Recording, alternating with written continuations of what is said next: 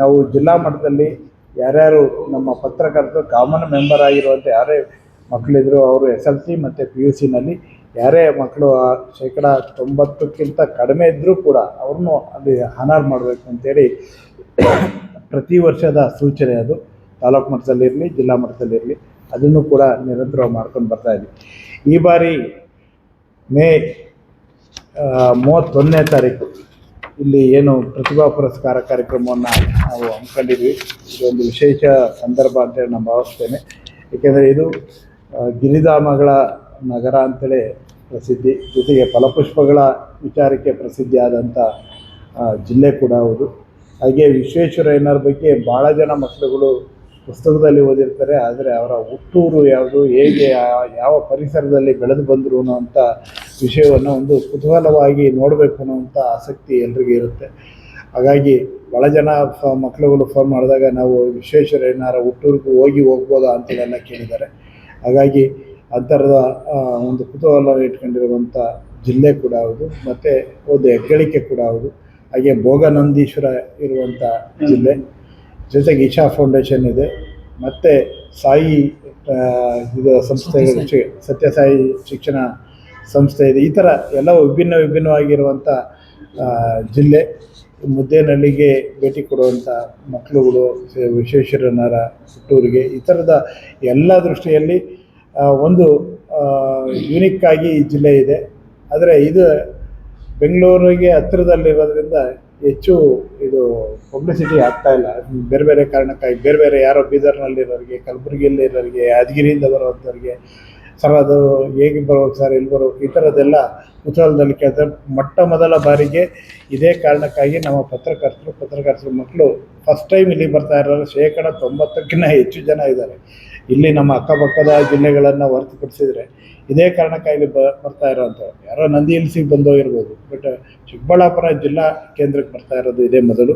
ಹಾಗಾಗಿ ಈ ಥರದೊಂದು ರಾಜ್ಯ ಮಟ್ಟದ ಕಾರ್ಯಕ್ರಮವನ್ನು ನಾವು ಏರ್ಪಾಡು ಮಾಡುವಂಥ ಸಂದರ್ಭದಲ್ಲಿ ಇದಕ್ಕಾಗಿ ಎಲ್ಲ ಸಿದ್ಧತೆಗಳನ್ನು ನಾವು ಮಾಡ್ಕೊಂಡಿದ್ದೀವಿ. ಒಂದು ಇಲ್ಲಿ ಜಿಲ್ಲಾ ಕಾರ್ಯನಿರತ ಪತ್ರಕರ್ತರ ಸಂಘದ ಆತಿಥ್ಯದಲ್ಲಿ ಇದು ಕಾರ್ಯಕ್ರಮ ನಡೀತಾ ಇರೋದ್ರಿಂದ ಈ ವ್ಯವಸ್ಥೆಯನ್ನು ಅಚ್ಚುಕಟ್ಟಾಗಿ ಮಾಡಿಕೊಡ್ಬೇಕಂತ ಜವಾಬ್ದಾರಿ ಕೂಡ ಅವರಿಗೆ ಇರುತ್ತೆ. ಹಾಗಾಗಿ ಊಟದ ಸಮಿತಿ, ವಸತಿ ಸಮಿತಿ, ಅಲಂಕಾರ ಸಮಿತಿ, ಜೊತೆಗೆ ಸಾರಿಗೆ ಸಮಿತಿ, ಸಾಂಸ್ಕೃತಿಕ ಕಾರ್ಯಕ್ರಮಗಳ ನಿರ್ವಹಣೆ, ಈ ಥರದ ಎಲ್ಲ, ಜೊತೆಗೆ NCC ವಿದ್ಯಾರ್ಥಿಗಳ ಉಸ್ತುವಾರಿ, ಈ ಥರದ್ದು ಎಲ್ಲದನ್ನು ಕೂಡ ಇಲ್ಲಿ ವ್ಯವಸ್ಥೆಯನ್ನು ಇಲ್ಲಿ ಜಿಲ್ಲಾ ಸಂಘ ಏನು ಚಿಕ್ಕಬಳ್ಳಾಪುರ ಜಿಲ್ಲಾ ಸಂಘ ಆತಿಥ್ಯವನ್ನು ವಹಿಸಿದೆ, ಈ ಕೆಲಸವನ್ನು ಕೂಡ ಅವರು ಮಾಡ್ತಾಯಿದ್ದಾರೆ.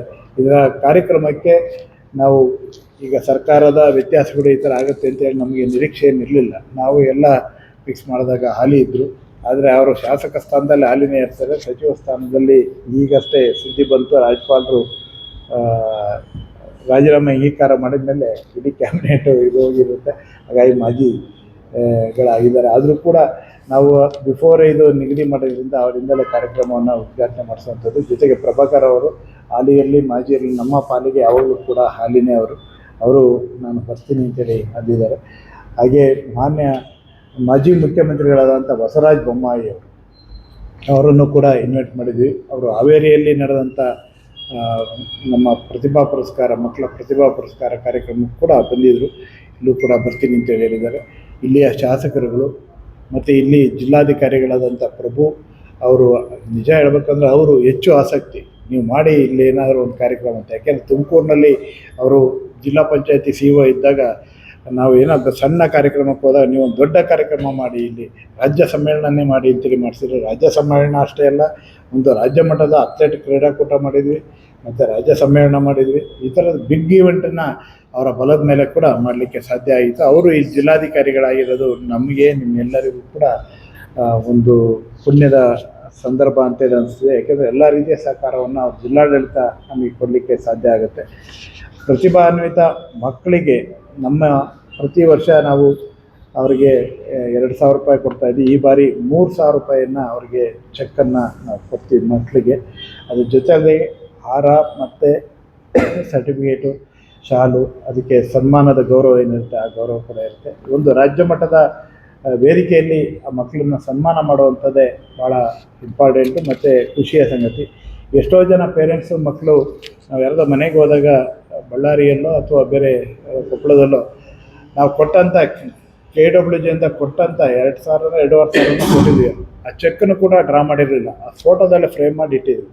ಯಾಕ್ರಿ ಹೀಗೆ ಅಂದರೆ, ಇಲ್ಲ ಸರ್, ನಮಗೆ ಪತ್ರಕರ್ತರ ಸಂಘದಿಂದ ಈ ಥರದೊಂದು ಗೌರವ ಸಿಕ್ಕಿದೆಯಲ್ಲ ನಮ್ಮ ಮಕ್ಕಳಿಗೆ, ಅದೇ ನಮಗೆ ದೊಡ್ಡ ಗೌರವ, ಹಾಗಾಗಿ ನಾವು ಡ್ರಾ ಮಾಡೋದಿಲ್ಲ ಸರ್ ಅಂತೇಳಿ ಹಾಗೆ ಆ ಫ್ರೇಮಲ್ಲಿ ಇಟ್ಕೊಂಡಿದ್ವಿ. ಅಂದರೆ ಅಷ್ಟರ ಮಟ್ಟಿಗೆ ಆ ಘನತೆಯಿಂದ ಎಲ್ಲರೂ ರಿಸೀವ್ ಮಾಡ್ತಾರೆ. ನಮ್ಮ ಸಂಘದಿಂದ ಸಿಕ್ಕಿದ್ದು ಅವಾರ್ಡ್ ಅಂತ, ಯಾಕೆಂದರೆ ಇದು ಮೆಂಬರ್ಸ್ ಮನಿ, ನೀವು ಕೊಟ್ಟಂಥ ಮೆಂಬರ್ಸ್ ಏನು ಹಣ ಇರುತ್ತೆ ಆ ಇದರಲ್ಲೇ ನಾವು ಇದನ್ನು ಕೊಡುವಂಥದ್ದು. ಹಾಗಾಗಿ ಈ ಥರದ್ದು ಈ ಪ್ರತಿಭಾ ಚಿಕ್ಕಬಳ್ಳಾಪುರ ನಿರಂತರ ಸುದ್ದಿಗಾಗಿ ಪಾಲಾರ್ ಪತ್ರಿಕೆ ಚಾನೆಲ್ಗೆ ಸಬ್ಸ್ಕ್ರೈಬ್ ಮಾಡಿ.